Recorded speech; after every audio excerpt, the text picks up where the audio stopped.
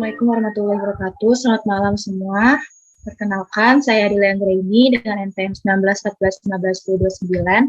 Di sini saya akan mempresentasikan dan menceritakan pengalaman berwirausaha saya selama SD, SMP, SMA, dan juga selama kuliah.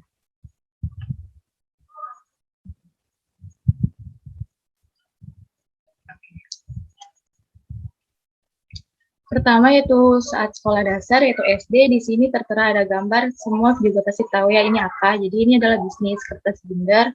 Jadi saya melakukan bisnis ini waktu saya SD, yang saya namakan bisnis kertas binder atau kertas file. Nah, bisnis ini dilakukan pada tahun 2010 saat saya kelas 3 sampai kelas 4 SD. Begitu. Nah, kelebihan bisnis ini pertama merupakan bisnis yang viral pada saat itu sehingga meraup untung yang banyak. Karena kan saat itu lagi viral-viralnya tuh bisnis kertas binder atau kertas file, banyak banget dari kita yang ngoleksi kertas binder gitu. Kita cari-cari di sini atau di mana gitu. Jadinya banyak banget yang nyari kertas binder ini. Kedua, memiliki relasi yang cukup banyak karena saya menjual kertas binder. Jadi semua orang ada yang kenal gitu sama saya. Misalnya sekolah saya, ada Adel nggak mau beli kertas binder? Jadi terkenal gitu, Adel tukang kertas binder gitu, tukang jualan. Jadi relasinya cukup banyak. Gitu. Ketiga, membantu saya dalam mengoleksi kertas binder tanpa mengeluarkan uang.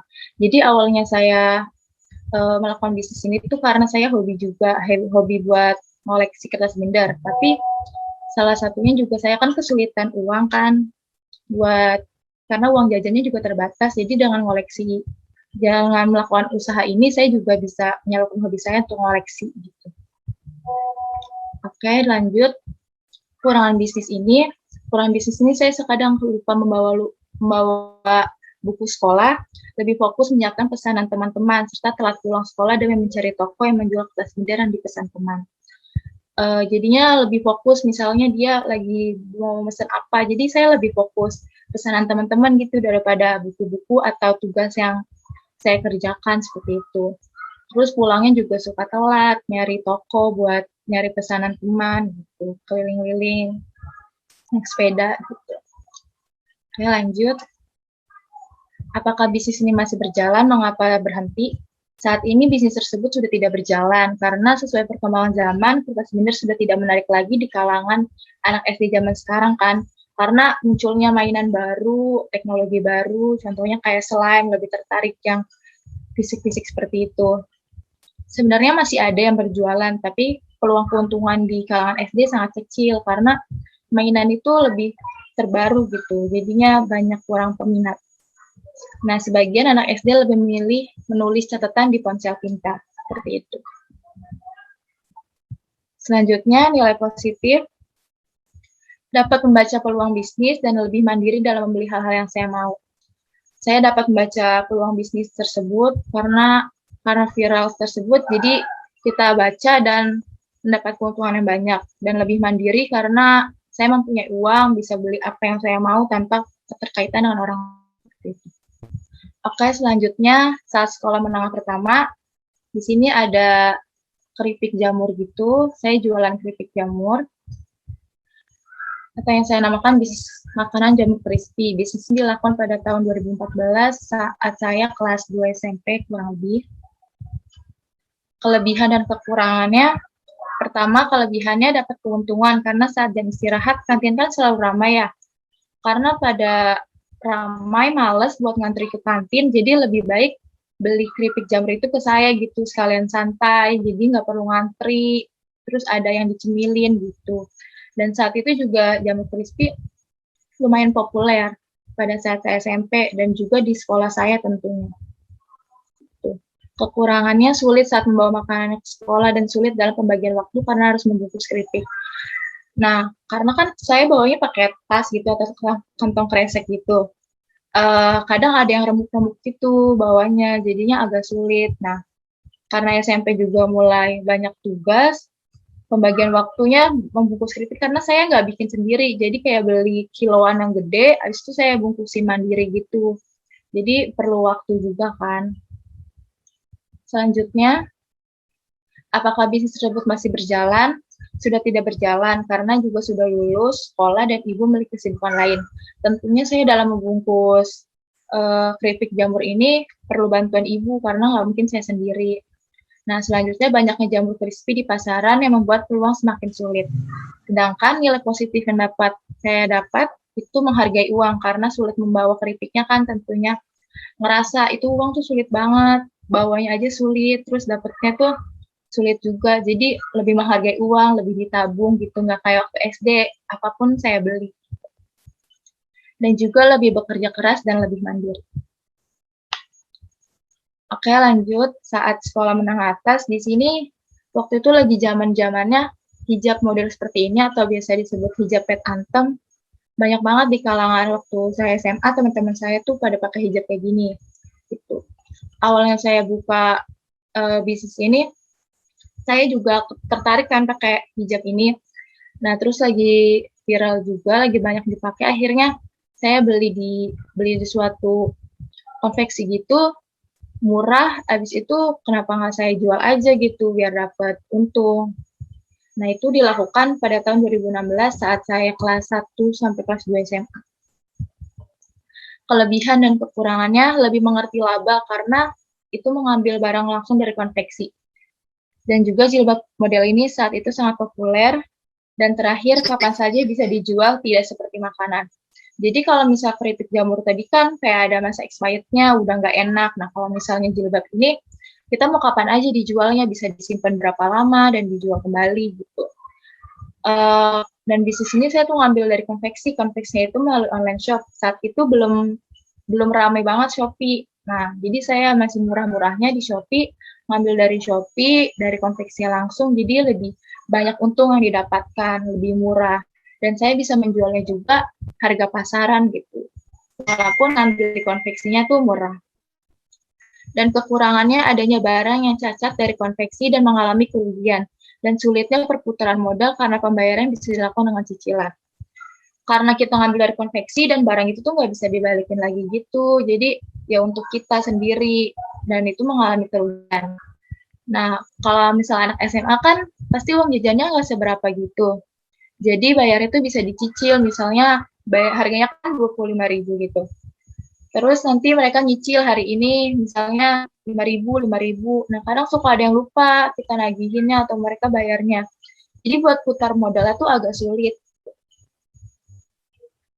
Apakah masih berjalan? Apakah nilai positifnya ada? Sudah tidak berjalan karena sulitnya mengatur waktu.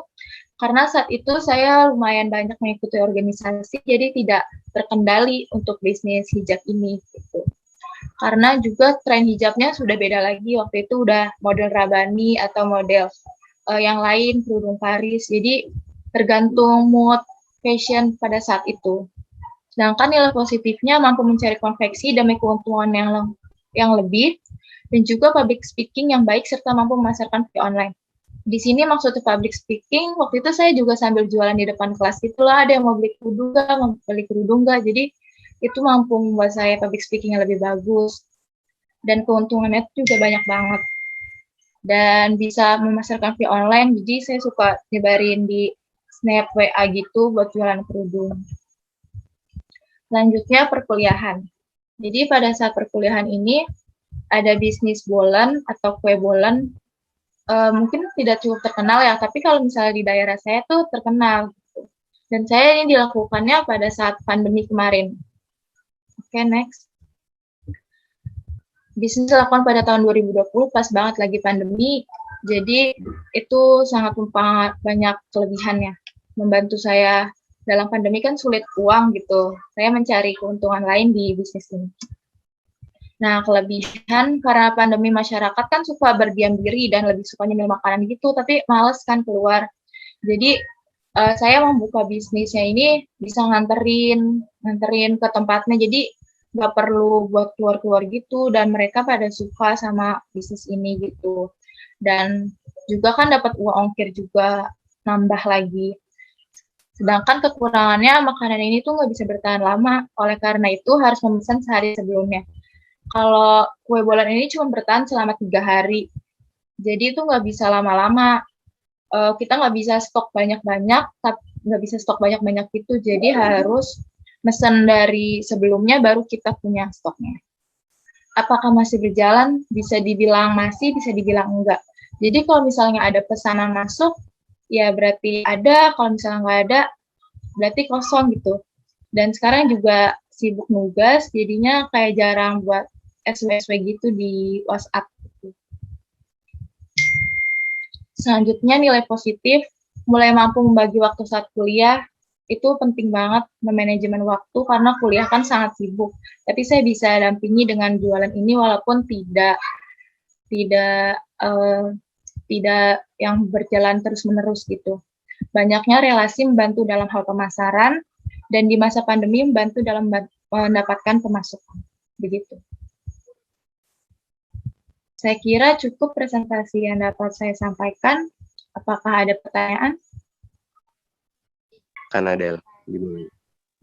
Bisa dibuka dengan 2 termin pertanyaan ya, Adel. Masing-masing ada 3 atau 4 penanya. Termin ke-1 silakan Adel dibuka. Ya, baiklah saya buka termin pertama dari 4 pertanyaan. Silakan yang Porto ingin bertanya. Dimas bertanya, Del. Dimas izin bertanya. Porto lebih dahulu ya. Porto silahkan. Oke, jadi tadi yang pada bisnis kerudung ya, itu kan keuntungan jualan kerudung kan lumayan besar. Nah, ngambil dari konveksi gitu. Nah, bisa jelasin nggak ya mengenai keuntungan sama harga jualnya? Soalnya tadi nggak dijelasin. Oh ya, oke, baik. Terima kasih. Selanjutnya Dimas boleh. Iya, perkenalkan nama saya Muhammad Dimas Nugraha, NPM 1914151050. Izin bertanya ke Adel, untuk yang tadi ada bisnis kerudung itu kan kekurangannya itu perputaran modalnya sulit. Nah, terus dari Adel sendiri ada nggak sih upaya buat mengatasi kekurangan tersebut? Terima kasih. Oke, selanjutnya Anggi, terima kasih atas Dimas pertanyaannya. Perkenalkan, nama saya Anggi Renvilia S, NPM 1914151002. Jadi pertanyaan saya tuh kan gini, gimana sih awal mulanya bisa sampai jualan kertas binder gitu? Terima kasih. Oke, terima kasih Anggi pertanyaannya. Selanjutnya satu pertanyaan lagi di termin pertama. Adisa Del. Oke, silakan Adisa. Izin perkenalkan diri, nama saya Adisa Salsabila dengan NPM 1914151018. Jadi pertanyaannya itu kan tadi jualan jamur crispy itu ya. Nah, itu mekanisme penjualannya itu kayak gimana ya? Terima kasih. Terima kasih Adisa. Jadi untuk pertanyaan di termin pertama saya tutup dan saya akan menjawabnya. Ditunggu ya sebentar.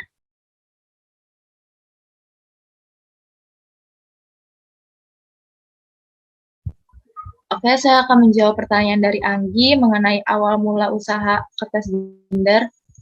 Jadi awal mula saya menjual kertas binder tuh gara-gara saya hobinya itu ngoleksi kertas binder karena lagi zaman-zamannya lagi viral banget dan punya saya tuh banyak. Akhirnya pada nyari kertas binder di saya, habis itu langsung pada mau beli gitu. Awalnya tuh nggak mau jual beli, tapi akhirnya karena banyak yang minat, akhirnya Adel jual. Tapi makin lama makin banyak, akhirnya cari toko buat jualan gitu, buat masuk kertas binder Adel. Gitu. Mulai dari situ juga untungnya kelihatan jadi banyak nih, bisa buat jajan-jajan. Gimana Anggi, apakah cukup? Cukup Adel, makasih.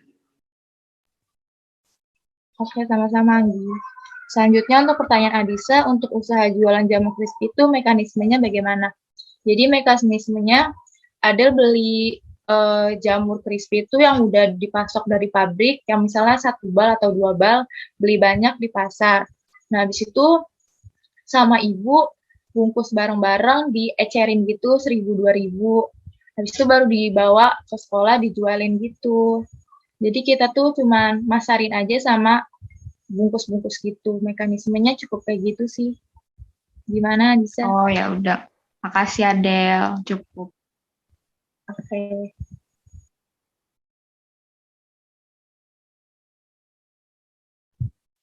Selanjutnya untuk pertanyaan Porto tadi mengenai keuntungan sama harga jual. Harga Iya, jual Del. dari jualan kerudung kan ya.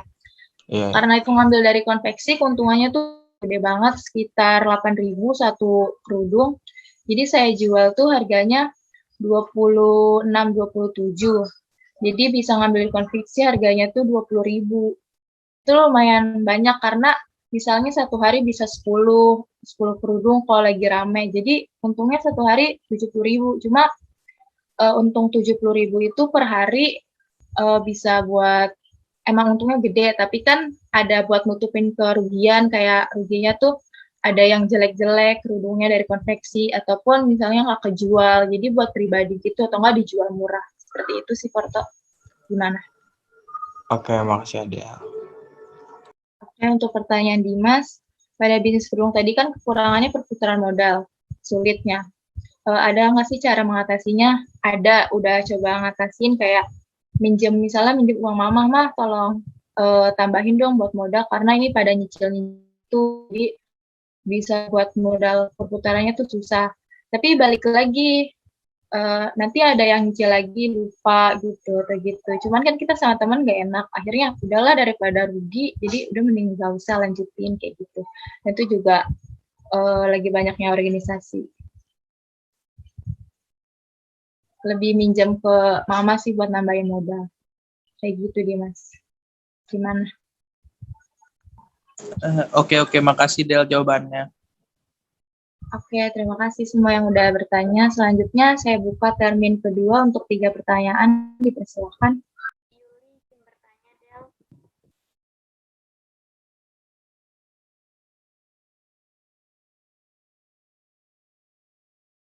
Izin bertanya, Yuli.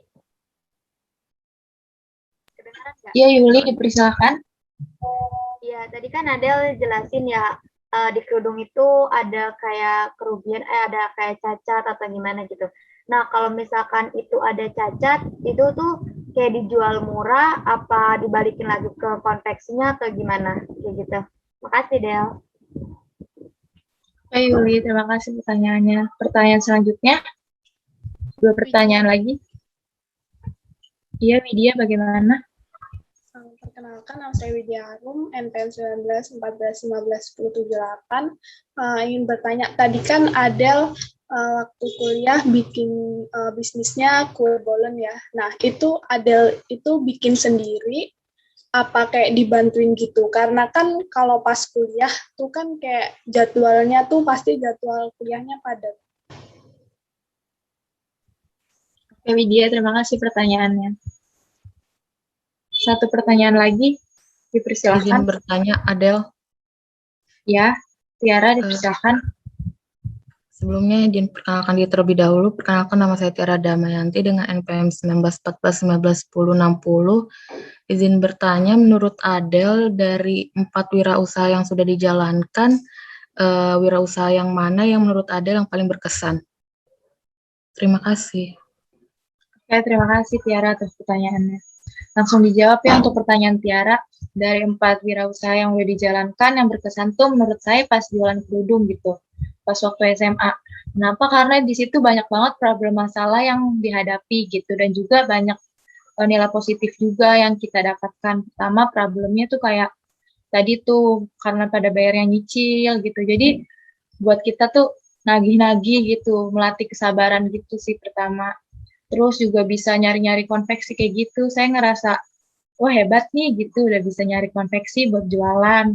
Gitu sih, berkesan banget. Dan juga bisa berani public speaking di depan teman-teman buat masarin kerudungnya. Jadi nggak hanya lewat sosial media, tapi langsung gitu ke pelanggan gitu, ke teman kelas. Ada yang mau beli kerudung nggak, gini-gini gitu. Berkesan banget sih waktu SMA. Tuh. Gimana Tiara? Oke, terima kasih Adel. Oke, selanjutnya untuk pertanyaan Widya. Jadi, kue bolen kan sangat sulit ya buatnya juga. Jadi Adel tuh nggak buat kue bolan. Jadi Adel ngambil dari pabriknya, terus Adel bantu masarin juga, masarin doang, dan Adel tuh kayak ngambil habis itu langsung COD, dibagi di COD ke pelanggan gitu, diantar-anterin. Jadi kalau misalnya Adel buat sendiri waktunya benar sih, nggak keburu dan juga padat banget kuliahnya. Karena masarin juga dan nganter-nganternya itu nyari waktu juga agak sulit. Gitu. Iya. Bagaimana? Oke, udah Del. Makasih. Dan terakhir untuk pertanyaan Yuli, untuk kerudung yang defect dari konveksi itu dikemanain? Pertama, ada juga misalnya ada jual murah, harganya segini karena ada defect gitu. Dan itu nggak bisa dibalikin ke konveksinya karena kita udah beli dan udah bayar. Jadi itu nggak bisa pre-order gitu loh. Itu tuh udah ada stok ordernya di kita. Ada waktu itu nerapinnya masih sistem kayak gitu. Dan juga ada yang mau ada giveaway nggak, kayak udah belanja banyak nih, nggak ada, kurang ini juga untungnya. Ya udah yang defect aja, kan ada suka cerita gitu teman-teman ada yang defect nih segala macam, dan mereka tuh kayak mau nggak apa-apa, dan itu karena defectnya sedikit gitu loh. Gitu sih Yuli, gimana? Apakah cukup? Oke, makasih Adel. Oke, terima kasih semua yang udah bertanya, yang sudah memperhatikan. Terima kasih atas perhatiannya. Dan terima kasih kepada Asprak yang sudah membantu dalam presentasi saya, begitu pula dengan teman-teman semua. Dan kepada Mbak Dewi, saya juga terima kasih. Sebelumnya saya minta maaf jika ada kesalahan dalam presentasi saya dan ada juga kekurangan. Wassalamualaikum warahmatullahi wabarakatuh. Waalaikumsalam warahmatullahi wabarakatuh. Terima kasih, Dek, atas presentasinya. Asprak ini jam 10, mungkin bisa kita akhiri bersama ya. Iya. Mari kita akhiri dengan berdoa. Berdoa menurut agama dan kepercayaan kita masing-masing. Berdoa dipersilakan.